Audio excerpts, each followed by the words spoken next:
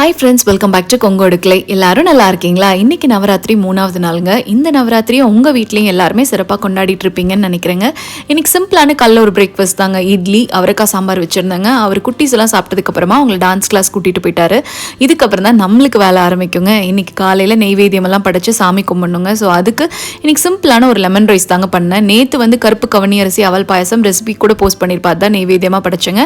அந்த recipe check பண்ணாதவங்க கண்டிப்பாக சேனலில் போய் ஷார்ட்ஸில் செக் பண்ணி பாருங்க. நம்மளுக்கும் டயர்ட் ஆகும் இல்லைங்க. ஸோ இதுதான் வச்சு படைக்கணுன்ட்டுலாம் ரூல்ஸ் எல்லாம் இல்லைங்க. ரொம்ப முடியாதப்ப சிம்பிளாக ஒரு பழம் வச்சு கூட சாமி கும்பிடலாங்க. எனக்கு ரொம்ப முடியலன்னா இந்த அவல், வெல்லம், அதுக்கப்புறம் பொட்டுக்கடலை வைப்பேங்க. இல்லாட்டி நம்ம நட்ஸ், முந்திரி, திராட்சை இந்த மாதிரி கூட வச்சு நம்ம படைக்கலாங்க. ஸோ சாமி கோச்சிக்காதுங்க. ஸோ அதுக்கப்புறம் இன்னைக்கு பார்த்தீங்கன்னா நம்ம நவராத்திரி கொலு வச்சுட்டோன்னா வீடெல்லாம் திருப்பி க்ளீன் பண்ணக்கூடாது, முன்னாடியே பண்ணிடணும்னு சொல்லுவாங்கங்க. ஆனால் குட்டிஸ் எல்லாம் வச்சுட்டு என்னதுங்க பண்ண முடியும்? என் பையன் பார்த்தீங்கன்னா நம்ம உட்காந்து சாப்பிடுன்ட்டு போட்டு கப்பில் போட்டு கொடுத்தாலும் அவர் நடந்துட்டு தாங்க சாப்பிடுவார். இந்த சிப்ஸ் எல்லாம் சாப்பிட்டா என்ன ஆகுங்க, ஃபுல்லாக தெரிச்சு கீழே ஃபுல்லாக இருக்குங்க. நம்ம மிதிச்சுட்டே நடக்கிற மாதிரி தான் இருக்கும். ஸோ கண்டிப்பாக வேக்யூம் போட்டே தாங்க ஆகணும். ஸோ அவர் ஏன் அப்படி வந்து பண்ணுறாருனா, அவர் அக்கா வந்து பக்கத்து ரூமில் இருப்பாருங்க. அவர் என்ன பண்ணிட்டு இருக்கா, அவர் நம்மளை விட்டுட்டு ஏதோ பண்ணிட்டு இருக்காருன்ட்டு போய் பார்த்துட்டு வரதுக்கே நடந்துகிட்டே இருப்பார். கோலப்பொடியுமே பார்த்தீங்கன்னா உட்டன் ஃப்ளோரில் நம்ம எவ்வளோதான் கூட்டி எடுத்தாலுமே வந்து நம்மளுக்கு அது வராதுங்க. நரநரன்ட்டு இருந்துகிட்டே இருக்கும். ஏன்னா அந்த உட்டன் கேப்பில் பார்த்தீங்கன்னா அது போய் அது சிக்கிட்டு இருக்கும். வேக்யூம் வச்சு எடுத்தால் தாங்க கண்டிப்பாக வரும். இன்றைக்கி சாமிக்கு பூவெல்லாம் மாற்றணுங்க. பொக்கையில் இந்த மாதிரி குட்டி சாமந்தி கிடைக்குங்க. இது கொத்தா இப்படி கட் பண்ணி இந்த விநாயகர் மேலே வச்சா அவ்வளோ அழகாக இருக்குங்க. இன்றைக்கி வெள்ளை கலர் சாமந்தியும் மஞ்சள் கலர் சாமந்தியும் பெருசாக கிடச்சிதுங்க. அதுதான் இன்றைக்கி ஃபுல்லாக சாமிக்கு வச்சு அலங்காரம் பண்ண போகிறோம். இந்த கொலு வைக்கிறது பார்த்தீங்கன்னா எங்கள் அம்மா சைடும் பண்ண மாட்டாங்க, எங்கள் அத்தை சைடும் பண்ண மாட்டாங்க. இது எனக்கு செல்ஃபாக ஒரு இன்ட்ரெஸ்ட் வந்ததுங்க. அதில் தான் பண்ண ஆரம்பித்தேன். ஸோ இந்த பழக்கம் எனக்கு எதில் இன்ஸ்பயர் ஆகி வந்ததுன்னு சில கதையெல்லாம் இருக்குங்க. அதை போர் அடிக்காமல் நான் சொல்ல ட்ரை பண்ணுறேன். ஸ்கூல் லீவில் எங்கள் பாட்டி வீட்டுக்கெல்லாம் போவாங்க. அப்போ அங்கே பக்கத்து வீட்டில் ஒருத்தவங்க கொலு வைப்பாங்க. ஸோ அவங்க வீட்டுக்கு எங்கள் பாட்டி கூட்டிகிட்டு போவாங்க. அங்கே போயிட்டு கொலு வச்சா பாடணும் அப்படிங்குவாங்க. உனக்கு தெரிஞ்சது பாடுமாங்குவாங்க. எனக்கு தெரிஞ்ச ஒரே பாட்டு சரஸ்வதி நமஸ்தூபியம். அதை வந்து பாடிட்டு அவங்க கொடுக்குற பிரசாதம்லாம் வாங்கிட்டு அந்த பொம்மையெல்லாம் அப்படியே ஆச்சரியமாக தாங்க பார்த்துட்டு இருந்தேன். ஏன்னா இது நான் ஃபஸ்ட் டைம் பார்க்குறேன். எப்படி ஏன் இது இப்படி வைக்கிறாங்க, எதுக்கு இப்படி வைக்கிறாங்க அப்படிங்கிற யோசனையோடு ஜஸ்ட் பார்த்துட்டு இருந்தேன். ஆனால் அந்த ரூல்ஸ் எல்லாம் கற்றுக்கணும் அப்படின்லாம் அப்போ இன்ட்ரெஸ்ட் இல்லைங்க. கேட்கணும், கற்றுக்கணுன்ட்டு. ஏன்னா நம்ம அது பண்ண போகிறது இல்லையே அப்படின்னு விட்டாச்சுங்க. அடுத்து பார்த்தீங்கன்னா நம்ம ஸ்கூலில் ஆனுவல் டே ஃபங்க்ஷன்லாம் வரும் இல்லைங்க. அப்போ வந்து நாங்கள் கேர்ள்ஸ் டீம் வந்து பிளான் பண்ணோம். ஒரு புஷ்பான குப்புசாமி சாங்குக்கு டான்ஸ் ஆடலானுங்க. அது என்ன பாட்டுனா, ஜின்சனா கடி ஜின்சனா ஜின்சனா கடி ஜின்சனா காக்கையில சீமாயில காட்டேருமே கையில. ஆமாங்க, அதே பாட்டு தாங்க. ஸோ இதுக்கு வந்து நம்ம கொசம் வச்சு சாரீ கட்டி இந்த பெரிய செக்குடு வச்ச சுங்குடி சாரீ வந்து கட்டலான்னு பிளான் பண்ணோங்க. ஆனால் அது யார்கிட்டையுமே இல்லை. விசாரிச்சதில் இந்த பிராமின்ஸ் எல்லாம் வச்சுருப்பாங்க அப்படின்னாங்க. சரி, நம்ம வீட்டு பக்கத்தில் இருக்க ரோடு, ஆப்போசிட்டில் இருக்க வீடு, எங்கெங்கெல்லாம் பிராமின்ஸ் இருக்காங்களோ அவங்க கிட்ட போய் ஃபஸ்ட் டைம் தான் மீட் பண்ணுறோம். ஆனாலும் போய் கேட்டோம். ஆனால் ரொம்ப ஸ்வீட்டுங்க. நம்ம ஃபஸ்ட் டைமே கேட்டதுக்கு அவங்க கொடுத்தாங்க ஒருத்தங்க. ஸோ ரொம்ப ஹெல்ப்ஃபுல்லாகவும் இருந்தது. நாங்கள் ஃபஸ்ட் அங்கே போய் கேட்குறப்போங்க அவங்க வீட்டில் நவராத்திரி கொலு வச்சுருந்தாங்க. ஸோ வந்தோன்னே அவங்க வந்து என்னன்னு கேட்டுட்டுலாம் அனுப்பலைங்க. கூப்பிட்டு இன்வைட் பண்ணி நம்ம அது அவங்க இன்வைட் கூட நம்ம அப்போ முன்னாடி பண்ணல, நம்ம போனோம் எதிர்ச்சியாக. அதுக்கே வந்து வாமா உள்ளே வான்ட்டு சொல்லிட்டு பிரசாதம்லாம் கொடுத்து பாட தெரியுமா அப்படிலாம் கேட்டெல்லாம் பண்ணினாங்க. ஸோ அது வந்து ரொம்ப நம்மளுக்கு கைண்டாக இருந்தது. ஸோ நம்ம இப்படி கூட எல்லாத்துக்கூடையும் பழகலாமோ அப்படின்லாம் கூட யோசனை வந்துச்சுங்க. நவராத்திரிக்கு ஏன் கொலு வைக்கிறாங்கன்ட்டு இன்னொரு கதை கூட இருக்குங்க. அந்த காலத்துலலாம் பெண்கள் வந்து ஒருத்தவங்களை இன்வைட் பண்ணி அவங்களுக்கு தாம்பூலம் பிரசாதம்லாம் கொடுத்து அங்கே எல்லாருமே சேர்ந்து உட்காந்து அவங்க வந்துட்டு இந்த கடவுளை பற்றி பேசுவாங்களாம். அதாவது ஒரு கடவுள் பற்றி ஒரு கதைகள் என்னென்ன இருக்கோ அதெல்லாம் வந்து ஒருத்தர்கிட்ட இருந்து ஒருத்தருக்கு அதை அப்படியே பகிர்ந்துக்குவாங்களாமாங்க. ஸோ ஏன்னா எல்லாத்துக்கும் அப்போ படிக்கக்கூடிய வாய்ப்பு இல்லையா. ஸோ ஒருத்தர்கிட்ட இருந்து வரப்போ இன்னொருத்தர் கற்றுக்கிறதுக்கும் இன்ட்ரெஸ்டாக இருக்கும் இல்லைங்க. ஸோ இதெல்லாம் கேட்குறப்ப ரொம்ப இன்ஸ்பயர் ஆச்சு. அதுவும் இல்லாமல் நம்ம இப்போ ஒருத்தவங்களை இன்வைட் பண்ணால் அவங்க நான் ஏன் வரணும் அந்த மாதிரிலாம் யோசிக்க மாட்டாங்க. நம்ம கூட வந்து அப்போ பழகுவாங்க. ஸோ இந்த காலத்தில் அதுவும் முக்கியம் இல்லைங்க. ஸோ நான் பெங்களூரில் இருந்தப்போ பார்த்தீங்கன்னா நான் ஷாப்பிங் போகிறப்போ அங்கே வந்துட்டு இந்த பொம்மைகள் எல்லாம் பார்த்தேங்க. அவ்வளோ அழகாக இருந்தது. அதெல்லாம் பார்த்ததுக்கப்புறமா இந்த வருஷத்துலேருந்து நம்ம ஏன் கொலு வைக்கக்கூடாதுன்னு ஒரு யோசனை வந்ததுங்க. எங்கள் வீட்டில் அவர் பார்த்தீங்கன்னா எனக்கு ரொம்ப சப்போர்ட்டிவாக இருந்தார். எங்கள் அத்தை மாமாவாகட்டும், எங்கள் அம்மா அப்பாவாகட்டும், எல்லாருமே ரொம்ப ஹெல்ப்ஃபுல்லாக சப்போர்ட்டிவாக இருந்தனால தான் 2016 ஆரம்பித்து இந்த வருஷம் வரைக்கும் ஒரு வருஷம் தவறாமல் நான் வச்சுட்டு வந்துட்டுருக்குறேங்க. ஸோ இந்த கொலு வைக்கிறப்போ நம்ம குழந்தைகளையும் நம்ம நல்லா இன்வால்வ் பண்ணி பண்ண வைக்கலாங்க. ஸோ நம்மளுக்கும் அது நல்லாயிருக்கும் எல்லாரும் சேர்ந்து பண்ணுறப்போ. ஸோ ஒரு தீம் பிளான் பண்ணுறப்போ அவங்களும் வந்து ஹெல்ப்ஃபுல்லாக இருப்பாங்க. ஸோ கொலு வைக்கிறவங்க எல்லாரும் இதை ஒத்துக்குவீங்கன்னு நினைக்கிறேன். கமெண்ட் செக்ஷனில் ஆமாவா இல்லையான்னு சொல்லுங்கள். நான் போட்டு வச்சிருந்தாலேங்க அந்த முளைப்பாரி அதுவுமே கொஞ்சம் வந்து வர ஆரம்பிச்சிருச்சுங்க. இந்த வெதற்கு இந்த அளவுக்கு வந்ததே எனக்கு ரொம்ப ஒரு சந்தோஷமான விஷயம் தாங்க. ஸோ இன்னைக்கு கொஞ்சமாக வந்து அது துளிர் விட்டு வந்திருக்கனால அதையும் சாமி கிட்ட வச்சு கும்பிட்டுலான்னாங்க. ஊர்லேருந்து வரப்போ பார்த்தீங்கன்னா மருதமலைக்கு போயிருந்த வீடியோஸ் எல்லாம் போட்டிருப்பேங்க. அப்போ இந்த வேல் வாங்கியிருந்தாங்க. ஸோ இது நான் மறந்துட்டேன் வைக்கிறதுக்கு. ஸோ இன்னைக்கு இது கிடச்சிது. அதையுமே வந்து ஒரு படியில் வச்சுட்டு அதுக்கு பூவெல்லாம் வச்சாச்சுங்க. ஸோ நம்ம ஊர்லேருந்து இந்த தடவை வரப்போ பார்த்தீங்கன்னா இங்கே கிளைமேட் அப்படியே சேஞ்சுங்க. ஸோ கொஞ்சம் வந்து உடம்பு சரியாமல் ஆயிடுச்சு. அதுக்கப்புறம் பார்த்தீங்கன்னா விநாயகர் சதுர்த்தி வந்தது. ஸோ இது எல்லாத்துலேயும் கான்சென்ட்ரேட் பண்ணிட்டுங்க நம்ம என்னென்ன வாங்கிட்டு வந்தோங்கிறதே நான் மறந்தாச்சு. ஸோ இந்த குத்து விளக்கு வைக்கிறதுக்கு வந்து ஒரு ஸ்டாண்ட் வாங்கியிருந்தேங்க. ஸோ அதையும் வந்து இன்னைக்கு தான் கண்டுபிடிச்சி எடுத்துட்டு உடனே வச்சாச்சுங்க. விளக்குக்குமே எண்ணெயெல்லாம் ஊற்றி திரியெல்லாம் போட்டு பூஜைக்காக ரெடி பண்ணி வச்சாச்சுங்க. எப்போவுமே இந்த படிக்கு முன்னாடி பார்த்தீங்கன்னா ஒரு தாம்பூல தட்டில் வந்து கண்ணாடி வளையல், மஞ்சள் குங்குமம், அப்புறம் சரடு இதெல்லாம் போட்டு ரெடியாக வச்சுருப்பாங்க. நம்ம வீட்டுக்கு இன்வைட் பண்ணுறவங்களாம் வருவாங்க இல்லைங்க. ஸோ அவங்க வந்தோடனே அவங்களுக்கு இது கொடுக்கறது என்னோட பழக்கங்க. ஸோ அது வந்து இன்னுமே நான் அரேஞ்ச் பண்ணி வைக்கல. இந்த வரலட்சுமி பூஜை ஊரில் பண்ணலைங்க. அப்போவே வந்துட்டு கொஞ்சம் இந்த வளையல், இந்த மஞ்சள் குங்குமம், சரடு இதெல்லாமே வந்துட்டு எக்ஸ்ட்ராவாக வாங்கி வச்சுருந்தாங்க. ஸோ அதெல்லாம் எடுத்துகிட்டு வந்திருந்தேன். இன்றைக்கி வந்து அதையே எனக்கு தெரிஞ்ச ஒரு டெக்கரேஷன் பண்ணிட்டு இருந்தேங்க. பிளேட்டில் ஒரு பக்கம் ஒன்று வச்சுட்டு அந்த மாதிரி பண்ணிட்டு இருந்தாங்க. ஸோ இந்த சரடுமே பார்த்தீங்கன்னா நம்ம அப்படியே வந்து கொத்தா வச்சுட்டோன்னா வந்தோன்னே உருவி கொடுக்குறப்ப அது கஷ்டமாக இருக்கும். அதனால என்ன பண்ணிட்டேன்னா ஒன்றா கட்டி வச்சாச்சுங்க. இதுதாங்க என்னோட சிம்பிளான ஒரு டெக்கரேஷனுங்க. ஸோ நடுவுலையுமே வந்து ரொம்ப மொட்டையாக இருக்குன்ட்டு ஒரு பூவை எடுத்து வச்சு அப்படியே மேட்ச் பண்ணியாச்சுங்க. இது எப்படி இருக்குன்னு கமெண்ட் செக்ஷனில் என்கிட்ட சொல்லுங்கள். இதுவுமே வந்து ஒரு பக்கம் வந்து படியில் வச்சுட்டேன். ஸோ அடுத்தது பார்த்திங்கன்னா நம்ம வந்து இன்றைக்கி நெய்வேத்தியமாக நான் இன்றைக்கி லெமன் ரைஸ் தானங்க பண்ணேன். அதையும் சாமிக்கு படைச்சாச்சுங்க. வாங்க இப்போது எங்களோட நவராத்திரி பூஜையில் கலந்துக்கலாம்.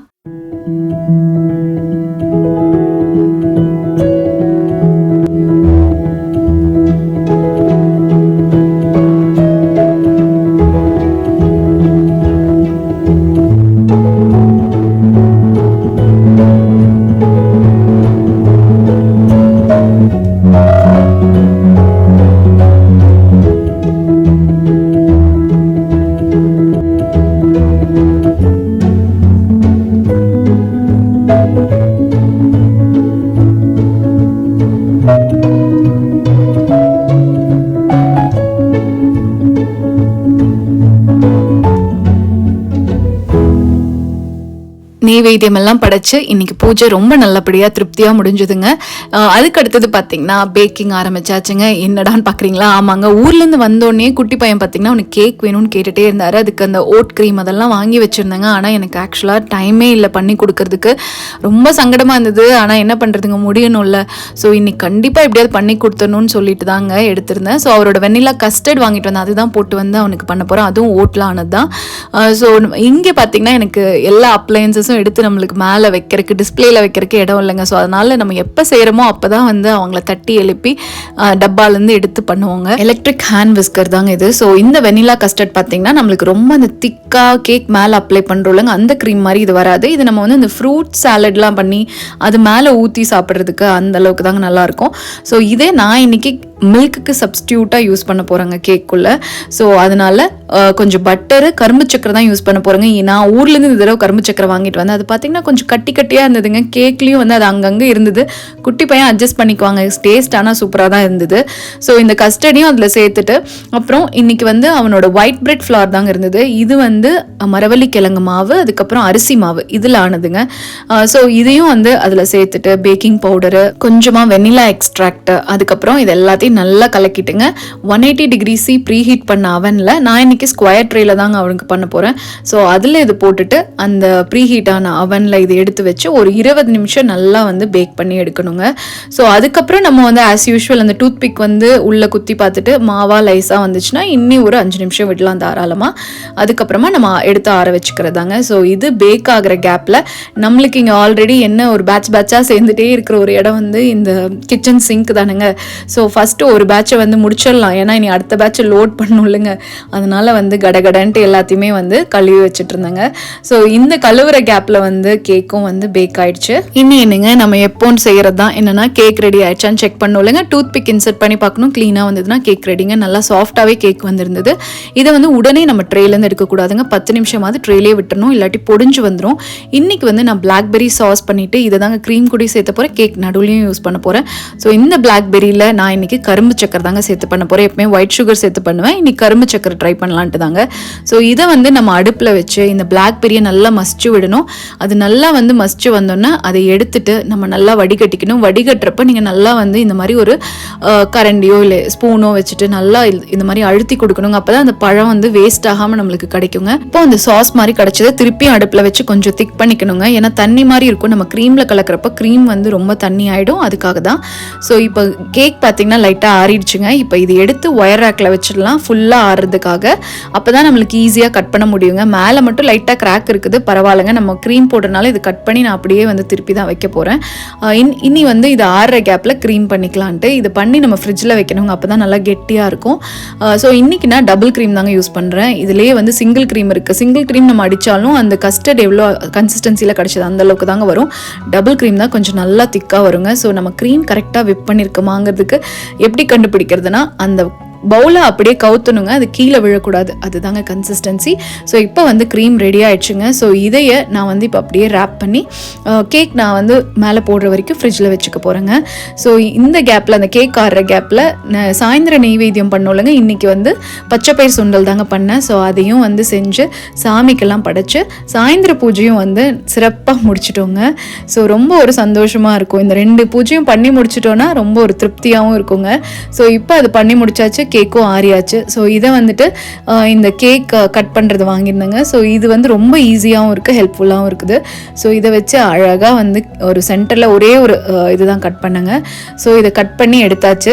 இதுக்குள்ளே பாருங்களேன் நம்மளோட கரும்பு சக்கரை எப்படி பாருங்களேன், ஒரு டிசைனாக இருக்குது, கேரமல் மாதிரியே இருக்குது. டேஸ்ட்டாக தான் இருந்ததுங்க, ரொம்ப கட்டி கட்டியாக க்ரன்ச்சியாலாம் வரல, நல்லா தான் இருந்தது. ஸோ இப்போ நான் இது மேலே வந்து ஒரு ஒயிட் க்ரீம் லேயர் தாங்க அப்ளை பண்ணிக்க போகிறேன். இது கொஞ்சம் நிறையாவே போட்டு நல்லாவே வந்து ஸ்ப்ரெட் பண்ணி விட்டுட்டுங்க. அது மேலே நம்ம செஞ்சோம்லங்க அந்த சாஸ், அதையும் வந்துட்டு இது ஊற்றி அதையுமே நல்லா ஸ்ப்ரெட் பண்ணி விட்டுட்டேங்க. அப்போ தான் நம்ம கட் பண்ணி எடுத்தால் நடுவில் வந்து ஒரு ஒயிட் லேயர், அது மேலே இந்த ரெட் கலர் சாஸும் அழகாக தெரியுங்க. டேஸ்ட்டும் வந்து ரொம்ப சூப்பராக இருக்குங்க. ஸோ இப்போ இதுக்கு மேலே அப்ளை பண்ணது போக மீதி இருக்கும்லங்க, அந்த சாஸை அந்த க்ரீம்குள்ளேயே ஊற்றி நல்லா கலக்கியாச்சுங்க. ஸோ ஏன்னா தீரன் குட்டிக்கு வந்துட்டு ஆர்டிஃபிஷியல் கலர்ஸ் இருக்குல்லங்க, அதெல்லாம் ஆட் பண்ண மாட்டேன். ஸோ அவனுக்கு பார்த்திங்கன்னா நம்மளுக்கு அது நம்ப முடியாது, அதனால் வந்து ஏதாவது ஃப்ரூட்ஸ்லேயே வச்சு கலர் பண்ணிடுறதாங்க. ஸோ ப்ளூபெரி வச்சு பண்ணால் சூப்பரான ஒரு பர்பிள் கலர் கிடைக்குங்க, அதுவும் நான் ட்ரை பண்ணியிருக்கேன், இதே மெத்தட் தான். ஸோ நான் இன்னைக்கு பிளாக்பெரியில் இதுதான் ஃபஸ்ட் டைம் பண்ணேன். சூப்பரான ஒரு பிங்க் கலர் கிடச்சிருந்ததுங்க. ஸோ நம்மளோட கேக் கிராக் விழுந்தது இல்லைங்க, அந்த லேயரை அப்படியே தூக்கி கீழே வச்சு மறைச்சிட வேண்டியதான். இப்போ அதுக்கு மேலே இப்போ நம்ம பண்ண க்ரீம் இருக்குல்லங்க, அதை நிறைய அப்ளை பண்ணி அதை வந்து நல்லா ஸ்ப்ரெட் பண்ணி விட்டுக்கலாங்க மேலே. இது நம்ம நார்மல் மில்க் க்ரீம் கிடைக்கும் இல்லைங்க, அந்த மாதிரி வந்து திக்காலாம் இருக்காதுங்க, இது கொஞ்சம் சாஃப்டாக தாங்க இருக்கும். அப்ளை பண்ணுறதும் ஈஸியாக இருக்கும். அப்ளை பண்ணிட்டு அந்த மிச்சம் இருந்துங்க சாஸ், அதையே வச்சு ஏதோ ஹார்ட் ஷேப் பண்ணுறேன்ட்டு எனக்கு தெரிஞ்ச ஒரு டிசைனையும் கடகடன் பண்ணியாச்சுங்க. ஸோ குட்டி பையன் வந்து ரெடியாக வெயிட் பண்ணிகிட்டே இருந்தார் கேக் சாப்பிட்றதுக்கு. இதில் மிச்சம் ஆச்சுலங்க அந்த க்ரீம், அதுவும் வந்து ஏதாவது கப் கேக் பண்ணால் யூஸ் பண்ணலான்ட்டு ஃப்ரிட்ஜில் எடுத்து வச்சாச்சுங்க. குட்டி பையன் கேக் பண்ணாவே ஹாப்பி பர்த்டே வாமான்ட்டு கத்தி எடுத்துகிட்டு ரெடி ஆயிடுவாருங்க. இனி அதுதான் நடக்க போகுது.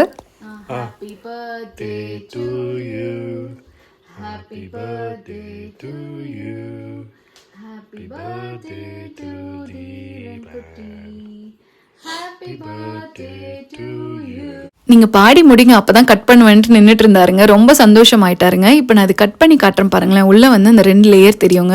ஸோ இந்த சாஸ் பார்த்தீங்கன்னா தனியாக சாப்பிட்டோன்னா லைட்டாக புளிக்கிற மாதிரி இருக்குங்க. அவங்க சாப்பிட மாட்டாங்க குட்டீஸ் எல்லாம். இப்படி கொடுக்குறப்ப அவங்க ரொம்ப இன்ட்ரெஸ்ட்டாக சாப்பிட்டு முடிச்சிடுவாங்க. நம்மளுக்கும் ஹெல்த்தியாக ஏதோ பண்ணி கொடுத்துருக்கோன்னு ஒரு திருப்தியும் இருக்குல்லங்க.